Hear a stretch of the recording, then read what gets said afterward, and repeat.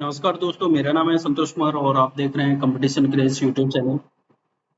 आज की इस वीडियो में हम डिस्कस करने वाले हैं आरबीआई से रिलेटेड मोस्ट इंपोर्टेंट एमसीक्यूज जो कि काफ़ी इंपोर्टेंट रहने वाले हैं आपके एग्जाम पॉइंट ऑफ व्यू से।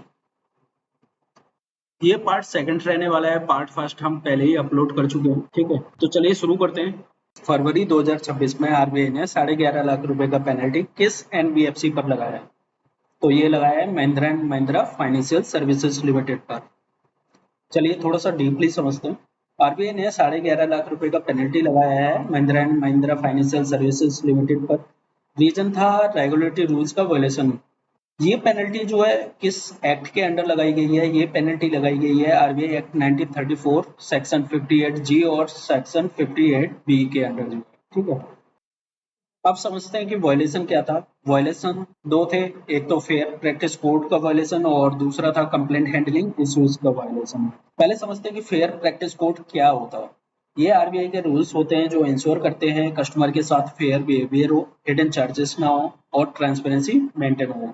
लेकिन Mahindra and Mahindra financial services limited ने क्या गलती की कि कंपनी ने लोन फोरक्लोजर चार्जेस चेंज कर दिए बट लोन एग्रीमेंट में मेंशन नहीं किया।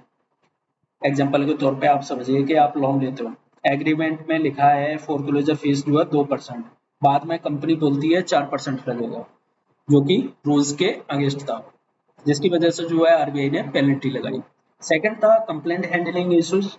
ठीक है, इसमें क्या है कि इसमें आरबीआई ने ऑब्जर्व किया कि कंप्लेंट जो है टाइमली हैंडल नहीं हुई। ठीक है, और इंटरनल इन्वेस्टमेंट को केसेस टाइम पर नहीं भेजे गए, जिसकी वजह से जो है आरबीआई ने पेनल्टी लगाई और साथ में फाइनल जो रिप्लाई था कस्टमर को वो भी लेट दिया गया। इसके लिए आरबीआई ने एक शो कॉज नोटिस भी भेजा था Mahindra and Mahindra financial services limited को। शो कॉज नोटिस का मतलब होता है एक ऑफिशियल नोटिस जिसमें किसी पर्सन या कंपनी से पूछा जाता है कि उनके अगेंस्ट एक्शन क्यों ना लिया जाए। ठीक है, तो ये था अपना फर्स्ट क्वेश्चन जिसमें कि आरबीआई ने Mahindra and Mahindra financial services limited पर 11.5 लाख रुपए की पेनल्टी लगाई है। रीजन था फेयर प्रैक्टिस कोड वायलेशन और कंप्लेंट हैंडलिंग वायलेशन का। किस एक्ट के अंडर लगाई गई? ये लगाई गई आरबीआई एक्ट 1934 के अंडर। ठीक है, चलिए मूव करते हैं नेक्स्ट क्वेश्चन की तरफ। आरबीआई ने 18.76 लाख का कंपाउंडिंग फीस 197 कम्युनिकेशन लिमिटेड पर किस लॉ के अंडर लगाया है? फेमा एक्ट 1999 के अंडर लगाया है।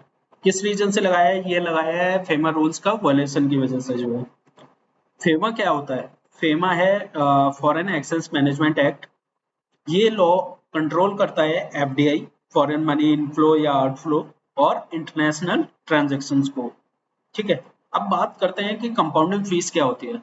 कंपाउंडिंग का मतलब होता है सेटलमेंट प्रोसेस, मतलब कंपनी अपनी गलती एक्सेप्ट करती है, पेनल्टी पे करती है और केस वहीं की वहीं क्लोज हो जाता है, यानी कोई भी लीगल फाइट नहीं चलती है। ठीक है, एग्जाम्पल के तौर पे आप समझिए कि आपने रूल तोड़ दिया, कोर्ट केस चल सकता है बट आप बोलते हो कि मैं फाइन दे देता हूँ, तो केस वहीं खत्म। उसी को हम क्या बोलते हैं? कंपाउंडिंग। ठीक है, क्लियर है यहाँ तक? अब समझते हैं कि वायलेशन क्या था। इशू था एफडीआई रिलेटेड। ठीक है, अराउंड 33 करोड़ का इन्वेस्टमेंट था जो कि इन्वेस्टमेंट किया गया था लिटिल इंटरनेट सिंगापुर के द्वारा जो है, और ये इन्वेस्टमेंट किया गया था little internet private limited India में। ठीक है, और जो टाइम पीरियड था वो मार्च 2016 से जून 2017 का था। ठीक है, और जो रूल्स तोड़े थे वो फेमर रूल्स जो है regulation 5 under section first plus 13 rules का वायलेशन किया था, जिसकी वजह से जो है फेमा ने ये पेनल्टी लगाई थी। ठीक है, इसके साथ 197 कम्युनिकेशन लिमिटेड ने इसको डिस्क्लोज किया अंडर सेबी एलओडीआर रेगुलेशन 2015 के अंडर। मतलब पब्लिक कंपनीज को ऐसे इवेंट जो है डिस्क्लोज करने पड़ते हैं, तो वो डिस्क्लोज किया सेबी एलओडीआर रेगुलेशन 2015 के अंडर जो है। इसके साथ साथ आरबीआई ने एक और रिलेटेड एंटिटी पर भी एक्शन लिया था जो कि है near by India private limited, जो कि 197 कम्युनिकेशन लिमिटेड की जो है सब्सिडरी है, जिस पर की पेनल्टी लगाई गई 4.28 लाख की जो। ठीक है, तो ये था हमारा सेकंड क्वेश्चन जिसमें कि हमने देखा कि आरबीआई ने 197 कम्युनिकेशन लिमिटेड पर जो है 18.76 लाख की कंपाउंडिंग फीस लगाई है। रीजन था फेमा वायलेशन जो है एफडीआई रिलेटेड, यानी 33 करोड़ का केस था। कंपाउंडिंग क्या होता है? कंपाउंडिंग होता है फाइन देकर केस क्लोज, जो पेनल्टी लगाई गई है वो किस एक्ट के अंडर लगाई गई है? ये लगाई गई है फेमा एक्ट 1999 के अंडर में। ठीक है, क्लियर। चलिए मूव करते हैं नेक्स्ट क्वेश्चन की तरफ। नेक्स्ट क्वेश्चन है, फरवरी 2026 में आरबीआई ने किस कंपनी को पेमेंट एग्रीगेटर यानी online offline cross border operate करने की अप्रूवल दी है? तो ये दी है इन सॉल्यूशन ग्लोबल को। आरबीआई ने इन सॉल्यूशन ग्लोबल को पेमेंट एग्रीगेटर बनने की परमिशन दे दी और ये अप्रूवल 3 कैटेगरीज में मिला है, यानी ऑनलाइन पेमेंट, फिजिकल या ऑफलाइन पेमेंट के लिए और क्रॉस बॉर्डर पेमेंट्स के लिए जो है। अब बात आती है कि पेमेंट एग्रीगेटर क्या होता है। पेमेंट एग्रीगेटर होता है एक मिडल मैन जो कि कस्टमर और मर्चेंट के बीच होता है। ठीक है, ये क्या करता है? ये कस्टमर से पेमेंट कलेक्ट करता है और मर्चेंट को ट्रांसफर करता है। एग्जाम्पल के तौर पे आप समझिए कि आप फ्लिपकार्ट या अमेजोन पर पेमेंट करते हो, बीच में कोई सिस्टम होता है जो पेमेंट प्रोसेस करता है और सेटलमेंट करता है। इसी को हम क्या कहते हैं? Payment aggregator. क्लियर आपको? ये जो अप्रूवल दिया गया है, ये दिया गया है RBI master direction on payment aggregator 25-26 के अंडर में। सिंपल सा, इन सॉल्यूशन ग्रुप के पास अब पावर है कि वो मर्चेंट ऑनबोर्डिंग कर सकता है, मतलब बिजनेस को अपने प्लेटफॉर्म पर ऐड करेगा। ठीक है, ऐड कर सकता है। प्लस पेमेंट कलेक्शन यानी कस्टमर से पेमेंट कलेक्ट कर सकता है। थर्ड है आपका फंड सेटलमेंट, मतलब मर्चेंट के अकाउंट में पैसा ट्रांसफर कर सकता है। और फोर्थ रहेगा आपका यूनिफाइड प्लेटफॉर्म, यानी एक ही सिस्टम में ऑनलाइन ऑफलाइन इंटरनेशनल पेमेंट सब कुछ इंक्लूड हो। ठीक है, इसके साथ साथ कुछ और कंपनीज जिनके पास जो है फुल पेमेंट एग्रीगेटर का लाइसेंस है, जैसे कि फाइन लैब्स हो गई, आपकी एयरपे पेमेंट सर्विसेज हो गई। ठीक है, तो ये था पेमेंट एग्रीगेटर से रिलेटेड क्वेश्चन। ठीक है, आरबीआई ने इन सॉल्यूशन ग्रुप को जो है पेमेंट एग्रीगेटर का लाइसेंस दे दिया है। 3 कैटेगरीज में दिया है, ऑनलाइन ऑफलाइन और क्रॉस बॉर्डर पेमेंट्स के लिए जो है। ठीक है, क्लियर है यहाँ तक? चलिए मूव करते हैं नेक्स्ट क्वेश्चन की तरफ। फरवरी 2026 में आरबीआई ने एयरटेल मनी को किस कैटेगरी में सर्टिफिकेट ऑफ रजिस्ट्रेशन दिया? ये दिया है type second NBFC ND. RBI ने एयरटेल मनी को अप्रूवल दे दिया कि वो ऑपरेट करे as a type second NBFC ND. सबसे पहले समझते हैं कि एनबीएफसी क्या होता है। एनबीएफसी होता है नॉन बैंकिंग फाइनेंशियल कंपनी। ये बैंक जैसी सर्विसेज देती हैं, जैसे कि लोन हो गया, इन्वेस्टमेंट हो गया, बट ये बैंक नहीं होती हैं। एनडी का क्या मतलब है? एनडी का मतलब है नॉन डिपॉजिट टेकिंग, मतलब पब्लिक से डिपॉजिट नहीं ले सकती। लोन दे सकती हैं, इन्वेस्टमेंट कर सकती हैं, लेकिन डिपॉजिट नहीं ले सकती हैं। सिंपल एग्जांपल समझिए आप, बैंक्स क्या करता है? डिपॉजिट लेता है, लोन देता है। एनबीएफसी एनडी क्या करेगा? डिपॉजिट नहीं लेगा, सिर्फ लोन और इन्वेस्टमेंट करेगा। टाइप सेकंड एनबीएफसी क्या होता है? आरबीआई एनबीएफसी को कैटेगराइज में डिवाइड करता है। टाइप सेकंड एनबीएफसी जो है लार्ज साइज और हायर रेगुलेशन कैटेगरीज के लिए होती है, मतलब ज्यादा कंप्लायंस, ज्यादा मॉनिटरिंग। अब आईसीसी क्या होता है? इन्वेस्टमेंट एंड क्रेडिट कंपनी, यानी ये कंपनी लोन दे सकती है, इन्वेस्टमेंट कर सकती है और फाइनेंशियल ट्रांजेक्शन हैंडल कर सकती है। ये जो अप्रूवल दिया गया है, ये दिया गया है section 45 IA of RBI act 1934 के अंडर। ये सबसे इम्पोर्टेंट है, आपसे ये डायरेक्ट क्वेश्चन भी यहाँ से बन सकता है। और साथ ही साथ आरबीआई ने सर्टिफिकेट ऑफ रजिस्ट्रेशन इशू किया है। तो अब बात करते हैं एयरटेल मनी की। तो आरबीआई ने एयरटेल मनी को एनबीएफसी एनडी का लाइसेंस दिया है, जिसके थ्रू जो है कस्टमर को लोन दे सकता है, फाइनेंशियल सर्विसेज एक्सपेंड कर सकता है। इसमें जो रिस्ट्रिक्शन रहेंगे कि पब्लिक से डिपॉजिट नहीं ले सकता, मतलब आप उसमें एफडी सेविंग अकाउंट नहीं खोल सकते हो। तो एक लाइन में याद रखो कि आरबीआई ने एयरटेल मनी को एनबीएफसी एनडी का लाइसेंस दे दिया है और किस कैटेगरी में दिया है? Type second NBFC ND ICC. ठीक है, सिंपल सा याद रखो कि एयरटेल मतलब लोन देगा लेकिन डिपॉजिट नहीं लेगा। चलिए मूव करते हैं नेक्स्ट क्वेश्चन की तरफ। आरबीआई ने ओटीसी डेरिवेटिव ट्रांजैक्शन के लिए यूनिट ट्रांजैक्शन आइडेंटिफायर कब से मैंडेटरी किया है? तो ये किया है 1 जनवरी 2027 से। आरबीआई ने बोला है कि हर ओटीसी डेरिवेटिव ट्रांजैक्शन के लिए एक यूनिक आईडी मैंडेटरी होगी, जो कि इफेक्टिव रहेगी 1 जनवरी 2027 से, जो कि प्लान था जल्दी में 1 अप्रैल 2026 से, लेकिन वो पोस्टपोन कर दिया गया है। ओटीसी डेरिवेटिव क्या होते हैं? ओटीसी का मतलब होता है ओवर द काउंटर, मतलब डायरेक्ट डील दो पार्टीज के बीच में है, लेकिन स्टॉक मार्केट के थ्रू नहीं होता है। एग्जाम्पल के तौर पे समझिए कि बैंक ए और कंपनी बी एक इंटरेस्ट रेट कॉन्ट्रैक्ट करते हैं। ये एक्सचेंज पे नहीं होता, डायरेक्टली होता है। इसी को हम क्या बोलते हैं? OTC derivative. प्रॉब्लम क्या होती है ओटीसी में? क्योंकि ये प्राइवेट डील्स होते हैं, ट्रांसपेरेंसी कम होती है, रिस्क ट्रैकिंग डिफिकल्ट हो जाता है। एक और क्वेश्चन आता है कि यूटीआई क्या है? यूनिक ट्रांजैक्शन आइडेंटिफायर, यानी मतलब हर ट्रांजैक्शन का यूनिक कोड। जैसे कि आधार नंबर है, पर्सन्स के लिए हो गया, ट्रांजैक्शन आईडी है वो पेमेंट्स के लिए होगी, वैसे ही यूटीआई जो है डेरिवेटिव ट्रांजैक्शन के लिए यूज होता है। किसके लिए होता है? डेरिवेटिव ट्रांजैक्शन के लिए। यूटीआई का फुल फॉर्म क्या होता है? Unique transaction identifier.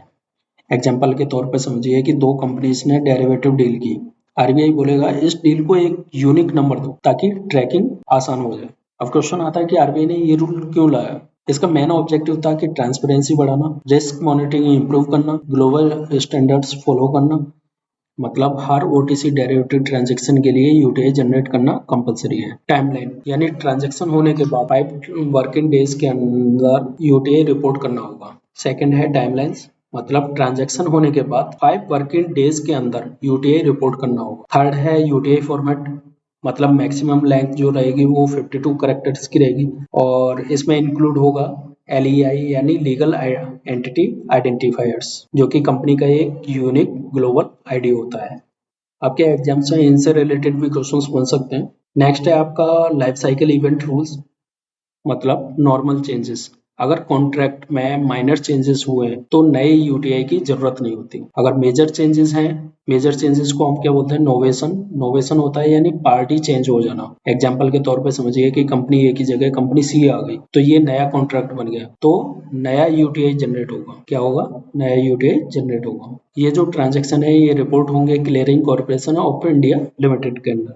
अब सवाल आता है कि ये यूटीआई अप्लाई कहाँ कहाँ होगा? ये अप्लाई होगा इंटरेस्ट रेट डेरिवेटिव्स में, गवर्नमेंट सिक्योरिटी फॉरवर्ड्स में, फॉरेन करेंसी डेरिवेटिव्स में और क्रेडिट डेरिवेटिव्स। आरबीआई ने ये रूल इशू किया है अंडर आरबीआई एक्ट 1934 यानी सेक्शन 45W और प्लस 45U के अंडर।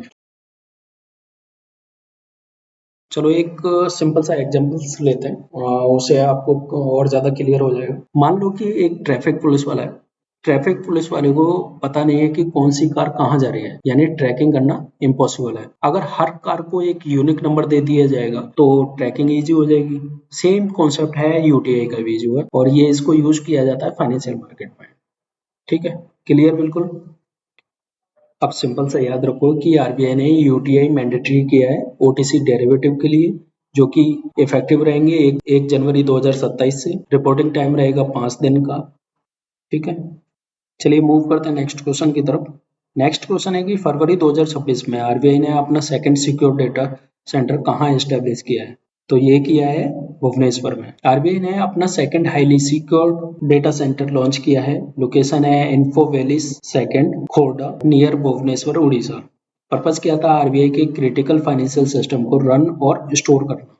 अब डेटा सेंटर क्या होता है? डेटा सेंटर एक हाई सिक्योरिटी बिल्डिंग जहां कंप्यूटर सर्वर्स होते हैं, फाइनेंशियल डेटा स्टोर होता है और ट्रांजैक्शन प्रोसेस होते हैं।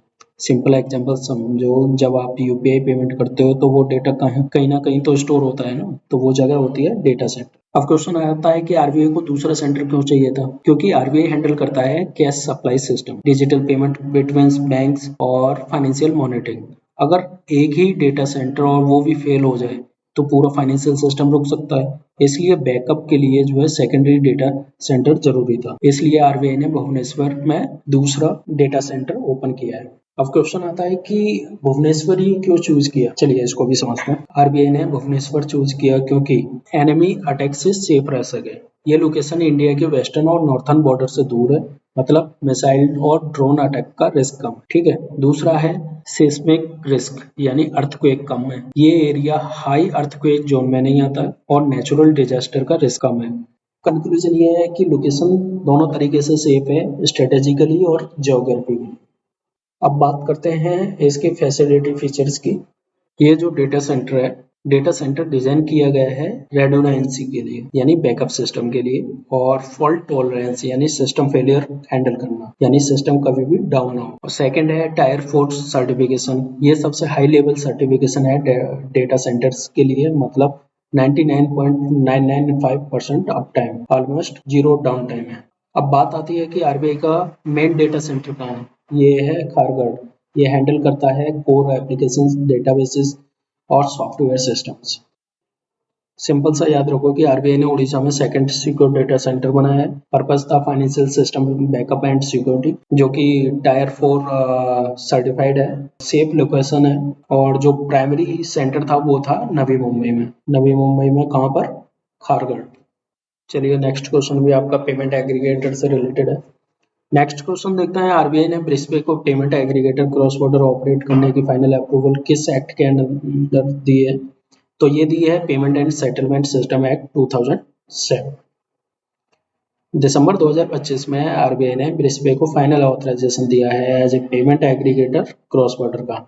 ये अप्रूवल दिया गया है under payment and settlement system act 2007 के अंडर। इसका मतलब क्या है?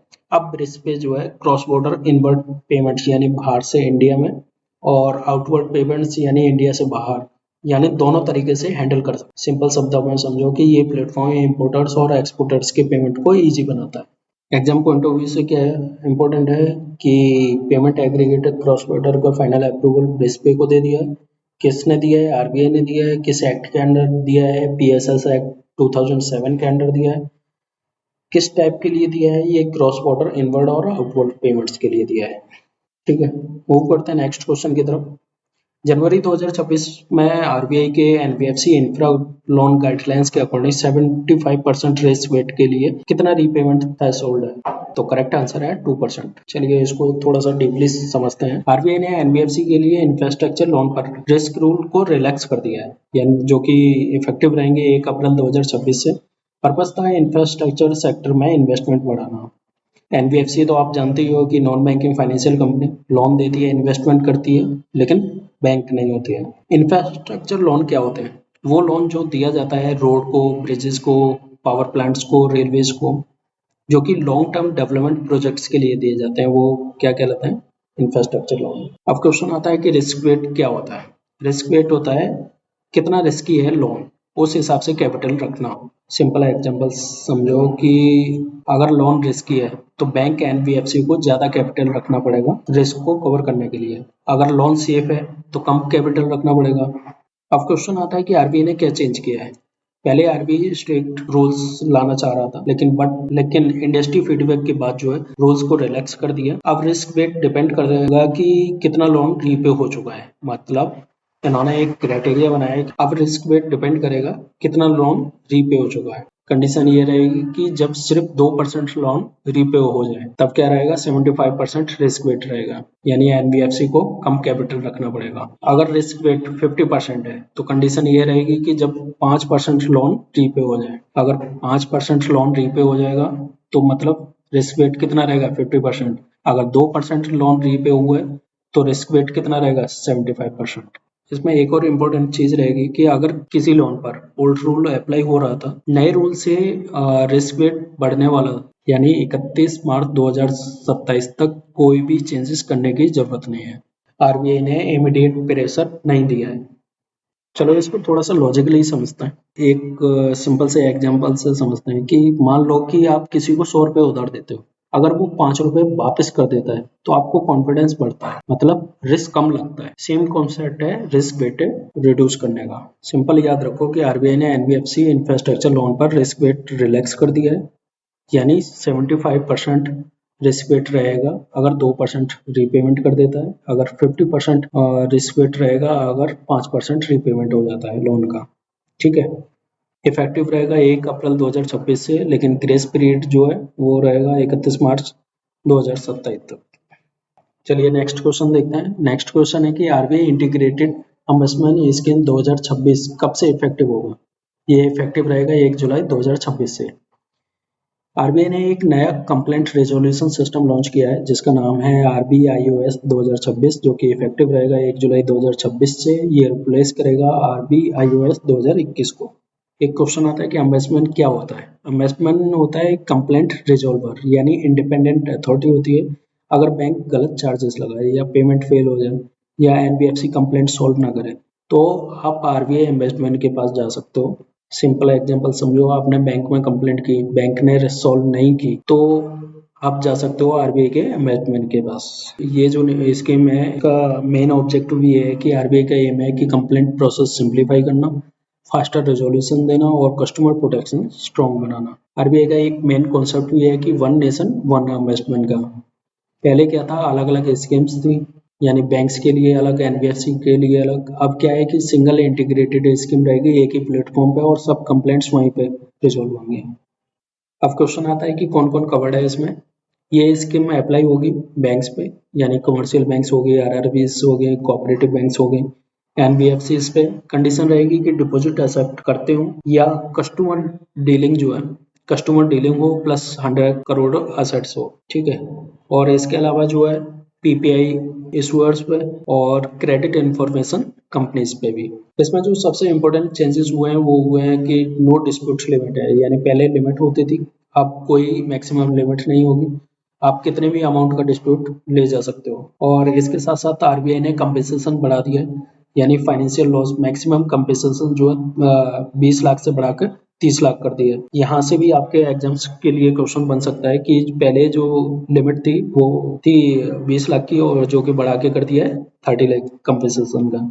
3 लाख रुपए का एक्स्ट्रा कंपेंसेशन मिलेगा मेंटल हरासमेंट के लिए, जो कि पहले थी 1 लाख रुपए। कंप्लेंट फाइलिंग प्रोसेस क्या रहेगा, आप कंप्लेंट कर सकते हो ऑनलाइन, यानी आरबीआई सीएमएस पोर्टल पर, ईमेल से या पोस्ट के थ्रू भी। साथ के साथ आरबीआई जो है सीआरपीसी यानी centralised receipt and processing centre बनाएगा। ये क्या करेगा, ये कंप्लेंट रिसीव करेगा, प्रोसेस करेगा और फॉरवर्ड करेगा। अगर आप डिसीजन से सेटिस्फाइड नहीं हो तो आप अपील कर सकते हो, दोनों पार्टीज यानी कस्टमर और बैंक दोनों कर सकते हो, जिसके लिए आरबीआई अपॉइंट करेगा अमेंडमेंट और डेप्यूटी अमेंडमेंट, जिनका टेन्योर रहेगा 3 साल का। तो सिंपल से याद रखो कि आरबीआई ने लॉन्च किया है आरबीआईओएस, ठीक है, 2026 से स्कीम, जो कि one nation one investment concept पे रहेगी, जिसमें कोई डिस्प्यूट लिमिट नहीं है। कंपेंसेशन बढ़ा दिया है, कंपेंसेशन जो है 20 लाख से 30 लाख कर दिया है, ठीक है। मेंटल हैरेसमेंट का 1 लाख से 3 लाख रुपए कर दिया है। और ये सब इफेक्टिव रहेगा 1 जुलाई 2026 से, ठीक है। नेक्स्ट क्वेश्चन है कि आरबीआई ने foreign exchange dealer association of India को किस ग्रुप के लिए एसआरओ माना है। तो करेक्ट आंसर है ऑथराइज्ड डीलर्स के लिए। आरबीआई ने foreign exchange dealers association of India को एसआरए यानी सेल्फ रेगुलेटरी ऑर्गेनाइजेशन बना दिया है। टारगेट क्या है, टारगेट ये है कि ऑल ऑथराइज्ड डीलर्स अब जो है फॉरेक्स मार्केट में काम कर सकते हैं। पहले थोड़ा सा बेसिक कॉन्सेप्ट क्लियर करते हैं। फॉरेक्स मार्केट होता क्या है, फॉरेक्स मार्केट होता है कि फॉरेन करेंसी का ट्रेडिंग मार्केट, जहां डॉलर, यूरो, इंडियन रुपीस जो है एक्सचेंज होता है। ऑथराइज्ड डीलर क्या होते हैं, ऑथराइज्ड डीलर होते हैं आरबीआई ऑथराइज्ड एंटिटीज, जो कि फॉरेक्स ट्रांजैक्शन कर सकते हैं। मोस्टली कौन होते हैं, मोस्टली होते हैं बैंक्स। अब बात करते हैं सेल्फ रेगुलेटरी ऑर्गेनाइजेशन की। ये क्या होता है, सेल्फ रेगुलेटरी ऑर्गेनाइजेशन का मतलब है कि इंडस्ट्री खुद अपने मेंबर्स को रेगुलेट करे। अगर सिंपल एग्जांपल से समझे हम तो मान लीजिए कि स्कूल में टीचर है आरबीआई, ठीक है, और मॉनिटर किसको मान लेते हैं, एफईडीएआई को, ठीक है। मॉनिटर क्या करेगा, मॉनिटर स्टूडेंट को डिसिप्लिन में रखता है कि नहीं रखता। तो यहाँ मॉनिटर का रोल कौन प्ले कर रहा है, एफईडीएआई, ठीक है। और टीचर कौन हो गया, टीचर हो गया आरबीआई। एफडीआई का फुल फॉर्म क्या है, foreign exchange dealer association of India. अब क्वेश्चन आता है कि एफडीआई का रोल एज ए एसआरओ क्या है। तो एफडीआई क्या करेगा, रूल्स एंड स्टैंडर्ड बनाएगा, बेस्ट प्रैक्टिसेस प्रमोट करेगा, एथिकल कंडक्ट इंश्योर करेगा और ऑथराइज्ड डीलर को मॉनिटर करेगा। अब बात आती है कि आरबीआई का क्या रोल है। आरबीआई अभी भी सुप्रीम रेगुलेटर रहेगा, एफडीआई सिर्फ एक ब्रिज बनाएगा मार्केट को मॉनिटर करने के लिए। आरबीआई ने ये एसआरओ फ्रेमवर्क क्यों लॉन्च किया है, ये किया है कि जिससे कि सेल्फ रेगुलेशन स्ट्रॉन्ग बने और आरबीआई का बर्डन कम रहे। अब बात आती है कि एसआरओ एलिजिबिलिटी कंडीशन क्या है। तो एसआरओ एलिजिबिलिटी कंडीशन है कि नॉट फॉर प्रॉफिट, यानी सेक्शन 8 जो कंपनी है वो सेक्शन 8 के अंतर्गत रहेगी और नॉट फॉर प्रॉफिट रहेगी। नेटवर्थ जो है वो 2 करोड़ होनी चाहिए। जो शेयर है मेंबर का वो 10% से लेस नहीं होना चाहिए। तो ये था एफईडीए, यानी सिंपल सा समझो कि फॉरेक्स मार्केट का सेल्फ रेगुलेटर। नेक्स्ट है एसएमबीसी, ठीक है। आरबीआई ने अप्रूवल दिया है एसएमबीसी को to setup wholly owned subsidiary in India, यानी डब्ल्यूएस। डब्ल्यूएस का फुल फॉर्म क्या है, होली ओन्ड सब्सिडरी। डब्ल्यूएस क्या होता है, होली ओन्ड सब्सिडी मतलब 100% ओन्ड लोकल कंपनी, मतलब फॉरेन बैंक अपनी सेपरेट इंडियन कंपनी बनाता है। सिंपल एग्जांपल समझो कि ये एसएमबीसी इंडिया में ब्रांच बनाएगा, ये जो फाइनल लाइसेंस मिलेगा ये मिलेगा बैंकिंग रेगुलेशन एक्ट 1914 के अंडर और सेक्शन 22 सब सेक्शन 1 के अंतर्गत। ठीक है, करंट जो प्रेजेंस है एसएमबीसी की वो ऑलरेडी इंडिया में जो है दिल्ली, मुंबई, चेन्नई और बेंगलुरु में है, प्लस गिफ्ट सिटी ऑफिसेस भी है। इन सबको कन्वर्ट करेगा डब्ल्यूओएस में। किस में कन्वर्ट करेगा? डब्ल्यूओएस में, यानी होली ओन सब्सिडरी में। डब्ल्यूओएस के कुछ की फीचर्स हैं जैसे कि separate legal entity. Separate legal entity होता है कि इंडिया में इंडिपेंडेंट कंपनी होगी। लोकल बोर्ड मतलब इंडियन मैनेजमेंट होगा, प्लस रिंग फेंस स्ट्रक्चर यानी एसेट्स एंड लायबिलिटी इंडिया के अंदर ही रहेंगे, प्लस मिनिमम कैपिटल जो है वो 500 करोड़ कैपिटल रिक्वायर रहेगी।